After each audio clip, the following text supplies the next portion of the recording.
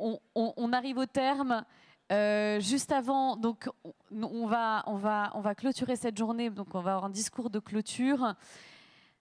Alors, il devait le faire comme délégué général de La République En Marche, et puis entre-temps, il a été appelé vers d'autres fonctions.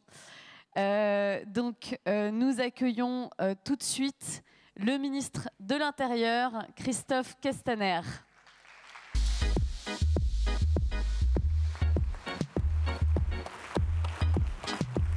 Bonjour, ça va?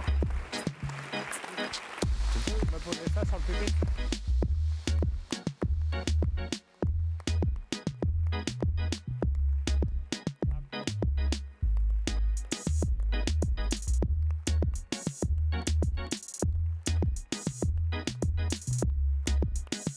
Allez, au boulot. Merci.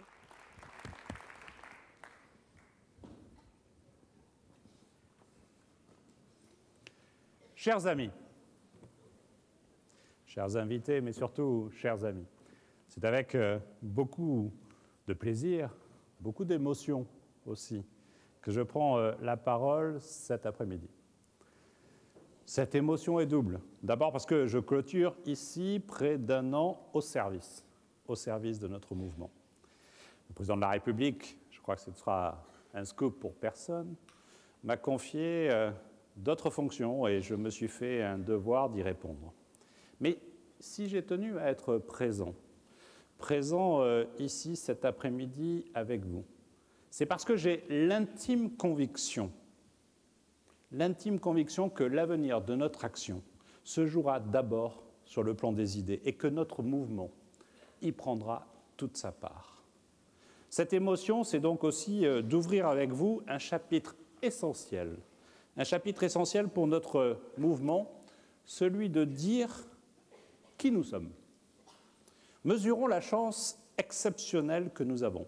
Réinventer ensemble une nouvelle manière de penser la politique et d'agir au quotidien. Je me dois, et c'est aussi un plaisir, de remercier les intervenants pour leur contribution d'aujourd'hui. Ils ont su, chacun dans leur domaine, je le sais, sans toujours souscrire à ce que nous faisons, donner un cap. À nous de nous en saisir. La conférence d'aujourd'hui, vous l'aurez compris, n'est pas une fin.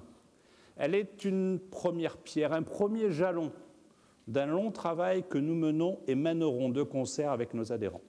Déjà, plus de 10 000 d'entre vous ont participé à cette première étape en répondant à la grande consultation que nous avons lancée il y a quelques jours. Ce travail continuera évidemment dans les prochains mois. Il devra aboutir à une publication. Et j'en prends modestement ma part avec ce propos. Progressisme, mais encore. Ce titre a dû vous interpeller. Il doit vous interpeller. Que dit-il? Que si les anciennes réponses sont dépassées, que si l'on ne peut plus trouver de secours dans le confort des clivages d'hier, nous devons encore nous interroger. Nous interroger sur ce que l'on porte pour l'avenir. Et nous interroger sur ce que nous pouvons proposer en France et en Europe. Nous n'avons pas figé notre feuille de route avec nos victoires de 2017. Il nous faut, en un mot, continuer de bâtir cette grille d'analyse et d'idées qui doit accompagner notre action politique. C'est ce à quoi les intervenants d'aujourd'hui se sont employés. Je reviendrai ici sur deux points qui me paraissent essentiels. L'urgence à répondre au populisme et le cap vers lequel nous devons marcher. Nous, progressistes, refusons de nous payer de mots et de solutions simplistes et de court terme. Nous assumons la nécessité de se confronter au réel et d'en accepter la complexité. La tâche est immense, tant l'histoire nous y oblige. Alors que le XXe siècle et son cortège de conflits s'achevaient dans la chute des communismes, on a pu croire à un moment à la fin des idéologies politiques. Certains ont vu la démocratie comme l'horizon indépassable de notre temps. Certains ont même théorisé la fin de l'histoire pour le XXIe siècle. Que ne doivent-ils pas penser aujourd'hui, à l'heure où les nationalismes hurlent de nouveau au sein même du berceau de la démocratie, à l'heure où le Royaume-Uni, où est née la démocratie parlementaire, fait le choix du Brexit et de tourner le dos à l'Europe, À l'heure où l'Allemagne, pourtant tant meurtrie par le fascisme le plus violent, voit revenir des forces d'extrême droite qui parlent de célébrer, je cite, les exploits de l'armée allemande. À l'heure où un ministre italien, cher Sandro Gozi, affiche son rejet systématique de toute ouverture à l'autre, à l'heure, cher Christian Kern, où en Autriche, nos adversaires conservateurs s'allient avec nos ennemis démagogues et nationalistes au risque de trahir l'idéal démocratique, à l'heure, chère Nathalie, où chez nous, en France, certains semblent engagés dans une course éperdue aux extrêmes, à l'heure, cher Guy Verhofstadt, où quand il faut sanctionner un pays violant ouvertement l'état de droit, certains regardent ailleurs et s'abîment dans la honte. Se cantonner au clivage classique du passé, de la gauche et de la droite, serait l'assurance de passer à côté des enjeux de notre temps. Nous avons déjà écarté cette option en créant notre mouvement politique en 2016. Il nous faut faire preuve d'audace. Nous ne pouvons plus nous dire « le système est à bout de souffle, mais il bouge encore ». Parce que cette agonie du monde d'hier étrangle ses promesses. Nous avons l'exigence de la démocratie. Nous ne pouvons pas l'avoir confisquée par des autoritaires qui la piétineraient. On ne peut plus se dire « ils n'arriveront jamais, nos démocraties sont solides ». Qui avait prévu le Brexit? Qui avait prévu l'élection de Trump? Qui avait prévu la coalition des irresponsables en Italie, les violations de l'état de droit d'Orban, le score de l'AfD en Outre-Rhin? Personne. Non. La réalité est tout autre. Partout se dressent des forces hier inconnues, aujourd'hui au pouvoir, et qui menacent nos valeurs démocratiques.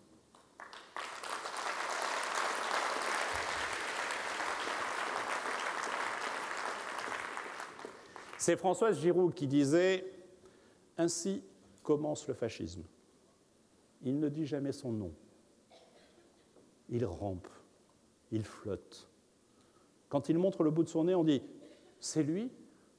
Vous croyez? Il ne faut rien exagérer. » Et puis un jour, on le prend dans la gueule. Et il est trop tard pour l'expulser. Non, mes amis, car le ventre est encore fécond d'où est sortie la bête immonde. Il est de notre devoir de se dresser et de proposer une véritable alternative progressiste face aux obscurantistes étrangers, nationalistes et démagogues. Alors,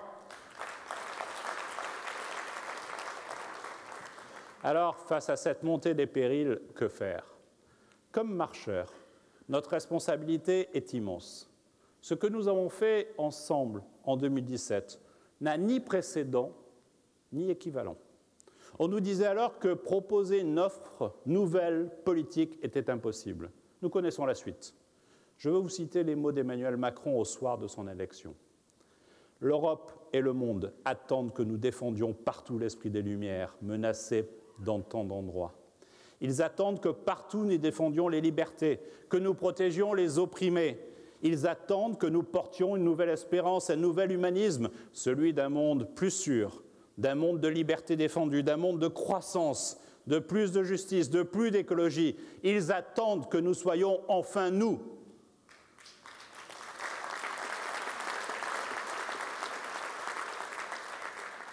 Et la France n'est pas seule, elle n'est pas seule.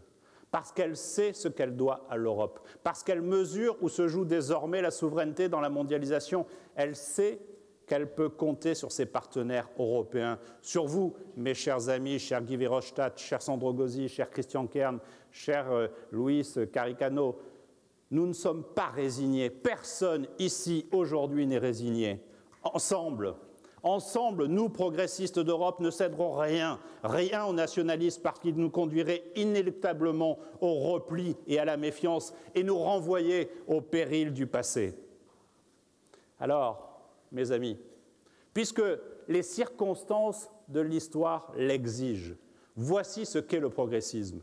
Il est une idée neuve en Europe, il est une idée neuve pour l'Europe.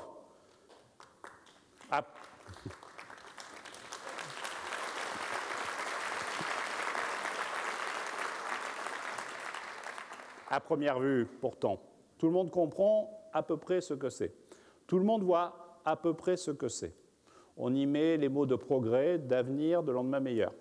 On y associe les moments de notre histoire, des Lumières à J'accuse. On y associe des figures de Condorcet à Simone Veil. En un mot, chacun devine ce que veut dire être progressiste. Et pourtant, Et pourtant, personne dans notre pays ne s'était sérieusement revendiqué progressiste jusqu'alors. Personne ne l'a même sérieusement défini. À quoi bon le définir, puisque le clivage droite-gauche, gauche-droite, avec ces mutations historiques, suffisait à apporter, bonhomme en l'an, des réponses à peu près satisfaisantes. Mais ce clivage ne fonctionne plus. Les récents événements électoraux ne sont pas des accidents de l'histoire. Ils ne sont pas des anomalies démocratiques. Les élections de l'année 2017 sont la traduction d'une évolution, d'une rupture politique dont les causes sont profondes et multiples. Je n'en citerai que quelques-unes. Après tout, vous en avez déjà abordé beaucoup au cours de cette journée. Des causes économiques d'abord. Dans le pays de la passion de l'égalité, les inégalités se sont creusées et les espoirs dans la croissance se sont réduits. Des causes politiques ensuite. Notre système ne semble plus répondre aux besoins ou aux attentes des citoyens. Il lui est reproché son manque de transparence, ses excès, sa sclérose, et nous tâchons depuis 1 an et demi d'y répondre. Les causes sont enfin liées aux nouveaux défis de notre siècle, numériques, environnementaux, migratoires, parce que nous hésitons entre les opportunités formidables qu'ils nous ouvrent et l'inconnu qu'ils portent. En dépit de ces diagnostics que nous faisons avec lucidité, nos détracteurs voudraient nous réduire à des gestionnaires, des cyniques, sans idéaux ni valeurs. À les écouter, nous serions les adeptes du pragmatisme de la godille. Un coup par-ci, un coup par-là, sans cap et sans méthode. Nous l'avons vu au fil de cette journée. Ils ont tort et je vous le dis, ne laissons plus jamais laisser penser cela. Notre progressisme se fonde en effet sur des promesses claires.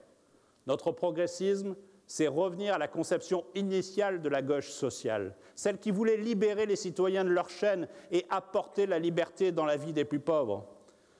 Notre progressisme, c'est revenir à la conception initiale du libéralisme, celle qui refusait les abus, les privilèges, les monopoles, la concentration du pouvoir dans les mains de quelques-uns.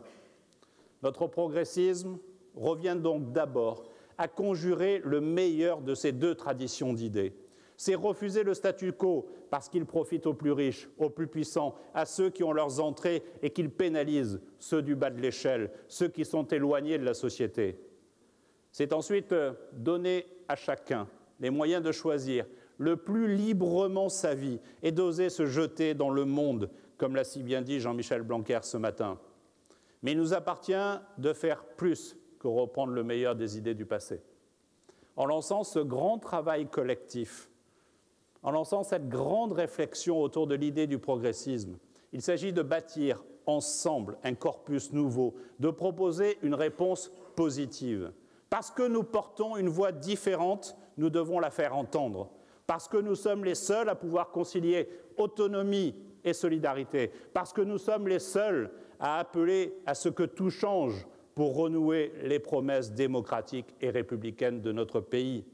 Oui, notre proposition est exigeante. Oui, cette ambition est immense. Et je vous dois une confidence. Si nous devons le faire, si nous devons bâtir ensemble une nouvelle idée commune, c'est parce que nous doutons. Nous doutons souvent, nous doutons surtout.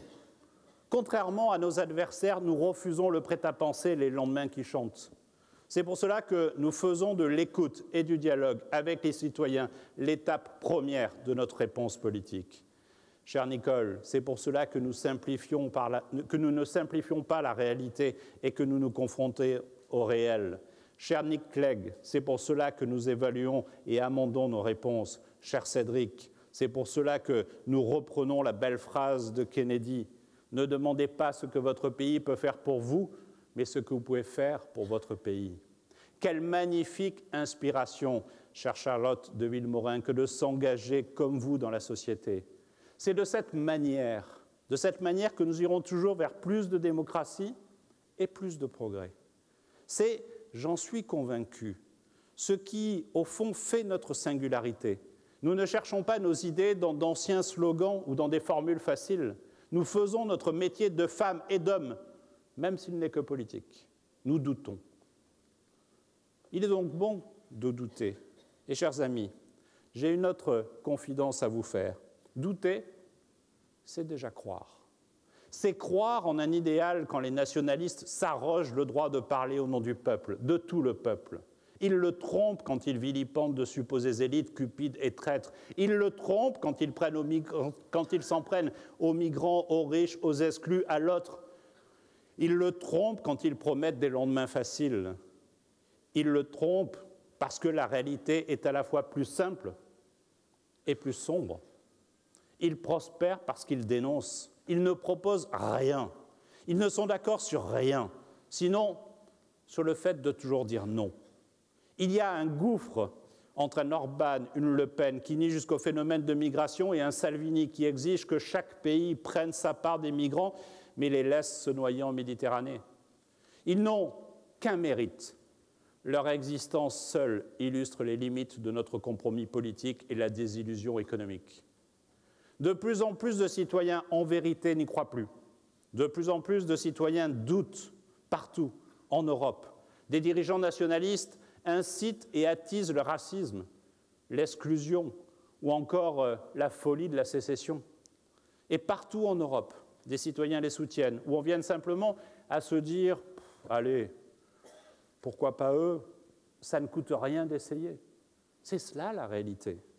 Et nous qui pensons que la démocratie et les valeurs républicaines sont les garanties les plus sûres pour un avenir meilleur, il nous faut expliquer pourquoi nous progressistes, nous nous battrons et nous nous battrons toujours. Ces valeurs, la dignité, l'émancipation, l'ouverture, l'engagement et la responsabilité dont ont si bien parlé les intervenants de ce matin sont, je pense, 5 piliers d'une action progressiste qui lie l'individu au collectif. Elle donne un cap à notre action et notre réflexion. C'est tout d'abord mettre la dignité de l'être humain comme fin et jamais comme un moyen, en s'assurant que personne jamais se sent exclu ou déprécié en France. C'est tout d'abord mettre la dignité de l'être humain comme une fin et jamais comme un moyen encore. Claire Hédon, ce matin, nous a livré un témoignage poignant. Parce que nul n'est au bout de son histoire. L'exigence progressiste est d'assurer à chacun les conditions élémentaires, de se battre pour que la prospérité économique ne soit pas confisquée par quelques-uns. Réaliser le revenu universel d'activité pour garantir à chacun l'accès à ses droits sociaux, telle est une action progressiste. C'est aussi de sanctifier le droit de chaque individu d'être, de choisir fondamentalement ce qu'il est. Parce que la dignité, mes amis, c'est se tenir debout, qu'importe qui l'on est ou ce que l'on veut être. Qu'importe que l'on soit femme, homme, hétérosexuel, homosexuel, blanc, noir, d'une minorité ou d'une majorité, tant que l'on peut se tenir debout. L'émancipation ensuite, en permettant à chacun, à chacune, de choisir librement sa vie. Le progressisme, c'est bien, comme l'a évoqué Jean-Michel Blanquer, se battre inlassablement pour l'émancipation. Si Condorcet et Jean Zay, parmi d'autres, ont mis l'école au centre de la République, c'est parce que seule celle-ci peut former des citoyens libres et autonomes. Lutter contre les déterminismes sociaux et les assignations à résidence en dédoublant les classes dans les zones défavorisées, telle est une réalisation progressiste.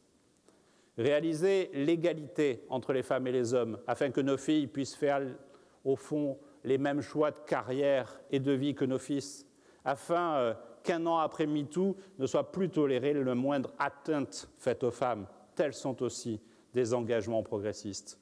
L'engagement aussi en incitant chacune et chacun à s'impliquer dans une cause qui le dépasse. Ce combat progressiste, chère Monique Canto-Sperber, tient tous les autres. S'engager, c'est renouveler l'exigence de Tocqueville, de vigilance face à l'individualisme qui traverse nos sociétés, celui qui attaque et détruit toutes les vertus. C'est lutter contre l'abstentionnisme en réinventant la politique et en proposant de nouvelles manières d'y croire. C'est dire que l'on fera et faire ce que l'on dit pour réinstaurer la confiance entre les citoyens et les décideurs politiques. L'ouverture, ensuite, en prenant les défis d'aujourd'hui et de demain comme des opportunités plutôt que comme des menaces. sans fuite et perdu en avant. C'est le combat de la laïcité, cher Dominique Schnapper. C'est accueillir les persécutés de ce monde tout en étant prudent sur nos capacités à recevoir. C'est embrasser les opportunités de la mondialisation et garder en tête le questionnement immense qu'il soulève. La responsabilité enfin, en s'assurant que les actions d'aujourd'hui n'amoindrissent pas les opportunités de demain. Le combat progressiste, c'est cette urgence de la responsabilité, cher Hervé Latreute. Qui peut croire que nous pouvons continuer de vivre aux dépens de nos enfants et de nos petits-enfants? Qui peut croire que nous pouvons être les débiteurs des générations à venir? Qui peut croire que les montagnes de déchets, les continents de plastique et les lacs de produits chimiques que nous avons semés sur cette planète seront les glorieux témoignages de notre civilisation? La responsabilité, c'est donc tout à la fois le sérieux et l'avenir. C'est ce qui conditionne nos promesses et notre action. Elle est une force, elle est notre force. En parvenant à tenir le cap de la responsabilité, nous convaincrons nos compatriotes du sérieux de notre ambition. Voici, mes chers amis, les premiers éléments de notre réflexion, de votre réflexion. Comme vous l'avez constaté au cours de la journée, ils sont à la fois nombreux et précis. Ils sont aussi à faire pleinement éclore. Ils doivent nous servir d'horizon. Par votre présence aujourd'hui, par votre participation massive à notre consultation du début du mois, vous avez déjà commencé à y contribuer. Alors que le mouvement consultera toutes les forces intellectuelles et viendra écouter et dialoguer dans chaque territoire, j'ai bon espoir de lire sur le papier dans quelques mois les résultats de toutes ces réflexions. Les prochains mois vont donc être essentiels pour notre mouvement. Il faudra travailler à bâtir cette idée progressiste qui nous rassemble depuis hier afin qu'elle nous ressemble demain. Il faudra également la faire triompher en mai de l'année prochaine lors des élections européennes, parce que sans promesse européenne, le progressisme ne restera qu'une idée. Vous pourrez évidemment, chers amis, compter sur moi dans les mois à venir. À ma place, je prendrai part à nos combats. Je porterai un regard évidemment bienveillant et j'accompagnerai, chaque fois que cela sera possible, ceux qui reprendront le flambeau à ma place. Même si je suis maintenant appelé à d'autres fonctions, je n'oublie pas, je n'oublierai jamais que La République En Marche porte un projet qui nous dépasse tous, ouvrir le champ des possibles à notre pays. Je vous remercie.